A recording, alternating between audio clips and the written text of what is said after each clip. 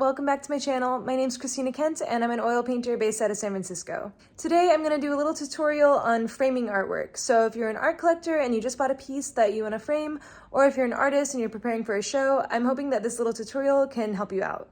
So I had some requests to do a tutorial on framing, and I think it's really important because I know when I started framing my own work, it was really intimidating and I kind of didn't know where to start.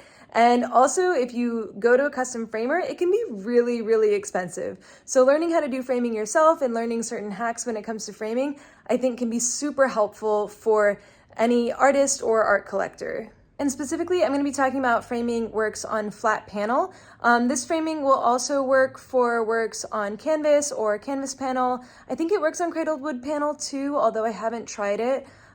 If you have works on paper, you'll probably want to mount them to a flat panel first before using this method. And I'm going to be talking about two framing methods that I like, one that's very minimal, very simple, and one that's a little bit more involved but can give the painting a more finished look. Let's get started.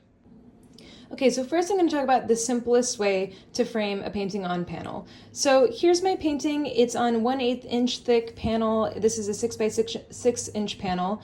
And the painting is an oil painting, but it's been varnished, so it's ready to go. I've also included some information on the painting on the back. So that's the painting. And then this is what I'm going to be using for the frame. This is a cradled wood panel. I think it's birch wood. And this you could use for painting, which I often do. But if you flip it over on this side, you can also use it as a really nice frame. And the main thing is you want to get a panel that's a little bit larger than the painting. So I think if this is a 6 by 6 painting, then the panel that you'd want to get is around 8 by 8. You can also use even bigger panels and it'll create like a thicker wood border that can look really beautiful. But for this one, I'm going to use this 8 by 8 panel. And then lastly, I have these command strips. These are like command strips with Velcro, so they stick together and then they peel away really easily. The nice part about that is that it allows you to remove the painting easily from the frame if you like. So to frame this painting, all we're going to do is we're going to stick the command strips together.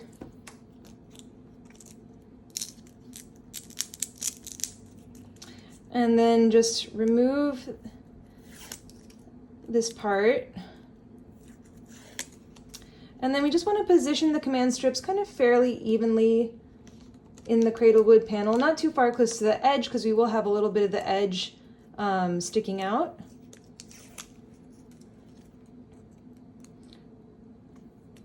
Or we don't want the command strip to stick out, I should say. So we just kind of position them fairly centered, and then we can just take our painting and try to get it centered as much as possible, and then carefully just push down on the edges so that the painting stays in the frame. And this actually works really nicely. It's a super simple way to frame a painting. I think it looks nice and relatively finished. And yeah, it's really good if you need to frame a painting in a pinch, but also if you just want a really minimal look, like just a very simple frame, I think it works really well. Yeah, and then if you want to hang it, then so you can either kind of just display it like leaning up against a wall or something, or if you want to hang it, you can use command strips here, or you can add wire to the back and hang it on the wall that way. And yeah, one of the nice things with the command strips is that if someone wants to change the frame, all they have to do is lightly lift the painting up and then they can take it out. So yeah, a really quick, simple way to frame a painting. Okay, so now for, I guess, like the more official framing method. Here I have an Illusions floater frame. This one, it has wood on the sides and then it's kind of painted black on the inside, and it has like various different levels for putting, I think, different thicknesses of canvas and panels. And then I have 2 D-rings, 2 screws, picture hanging wire, wire cutters, Sharpie, measuring tape, some craft paper, wood glue, and also a drill. Oh, and I also have these little wood blocks. I think they're about 7/8 inch thick. So the first thing I'm going to do is put the dust cover on the back of the painting, and this is going to protect dust from coming in from behind the painting. It's something that I actually just started doing recently. As I've been learning more about framing, I pick up little things along the way. So yeah, have not done too many dust covers, But anyway, it's very simple. We just put some glue on the side of the frame. And here I'm just using wood glue. I think it would be better to use something like Elmer's glue, which would dry faster, but I don't have any of that, so I'm gonna use wood glue instead. And then I've already cut this piece of craft paper down to size. So it already fits behind the frame. So I'm just gonna lay it down and smooth it out on the back of the frame. Okay, now that the glue has dried, I'm gonna mark the spots where we're going to put the D-rings for the hanging wire. And I think usually we wanna put it like fairly close to the top, like a little bit between the middle and the top. So I think like probably right over here, that's so about 2.5 inches down from the top on this side, and I'll just measure the same on the other side. There's 2.5. Okay, so I've marked the spots where we're going to put the D-rings. Now it's time to put the D-rings, and so I have these little screws. So I bought the D-rings and the screws together online. And also when it comes to D-rings, just make sure that you're getting ones that are suitable for the weight of your art. This is like a really light frame and the panel is really light as well. So I'm not too concerned. These ones will definitely be able to hold it. But if you're doing like a bigger painting, then you really want to get some more heavy duty D-rings than what I'm using here.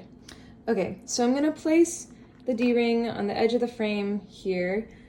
Close to where I've marked it. And then the cool thing, these screws, these can screw directly into the wood. They're pretty pointy at the end, but if you have like duller screws, then you might need to drill a hole first and then put the screw in. But these ones should be able to screw directly in.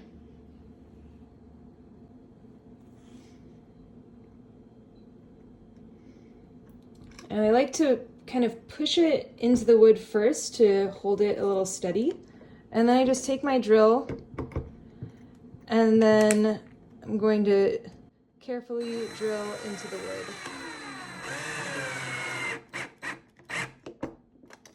Great. It's a little bit more angled than I would like. Usually you want it around like a 45-degree angle. I can twist it a little bit. And if the D-ring is really misaligned, then you can always unscrew the screw and give it another try. Okay, so now we're gonna do the second one.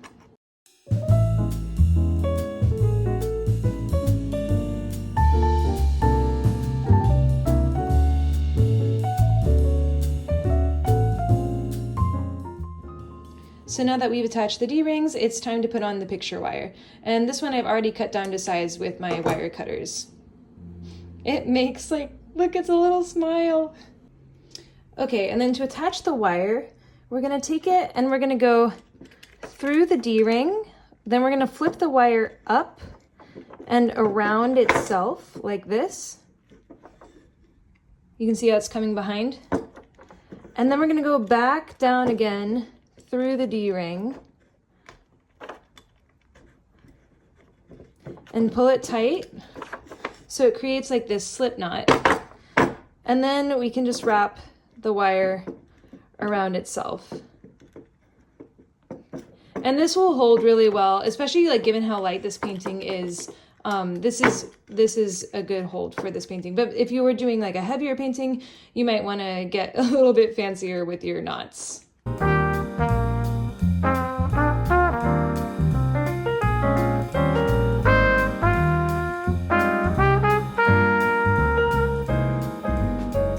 And now we have the wire. Once I'm done with this stage, I would also write the information again on the desk cover, and also include if I want like a business card or a certificate of authenticity, especially if it's going to be hanging in a show where people can buy it just right off the wall. It's nice to have those things. Okay, so once we've attached the D-rings and the wires, now we get to the final stage. So we'll flip the frame over, and then here we take our wood blocks. So these are, I think they're like 7/8 inch wood blocks that I found. And what these are going to do is they're going to elevate the painting in the frame. Because if you look, if I put the painting into the frame as it is now, it's gonna sit really deep in that frame. Which actually, I mean, if you like that look, then that's fine. But the cool thing about the floater frame is that it can bring the painting like the painting will be flush with these sides of the frame, and that's a really cool look. So that's kind of what I'm going for here. So I'm going to take the painting back out. And so what I'm going to do is I'm going to use these little wood blocks to elevate the painting so that it's flush with the frame. And these wood blocks, they were raw, like just, you know, unfinished wood. I painted them black because the frame here is black. So when I put the painting on, I don't want it to be easy to see these wood blocks. So I'm going to paint them black. But if this was like a natural wood finish, you might want to leave them natural. I'm just going to put a little bit of wood glue on the corners of the frame to attach the wood blocks.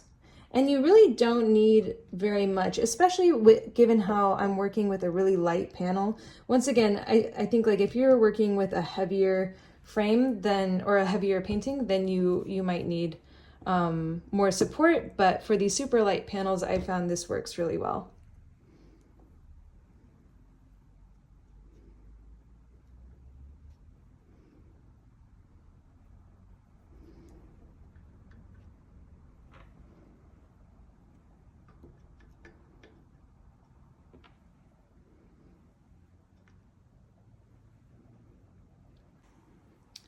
And usually I would wait for the wood glue to dry so that the wood blocks are stable before adding the painting. But for the sake of this demo, I'll just say the last stage, all we need to do is put some more wood glue on each of these blocks, and then we can just carefully position the painting on top. Check that it's centered nicely as we like it, and then just leave that to dry. And you can see it creates like a really nice finished look for the painting. Thanks so much for watching, and I really hope you found this helpful. If you have any tips or thoughts on framing, please let me know in the comments. I would love to hear them. And as always, a big shout out to my supporters on Patreon. Thank you so much for supporting my art. If you like my art, if you like my videos, and you want to help me make more, then check out my Patreon at the link below. I'll see you next time.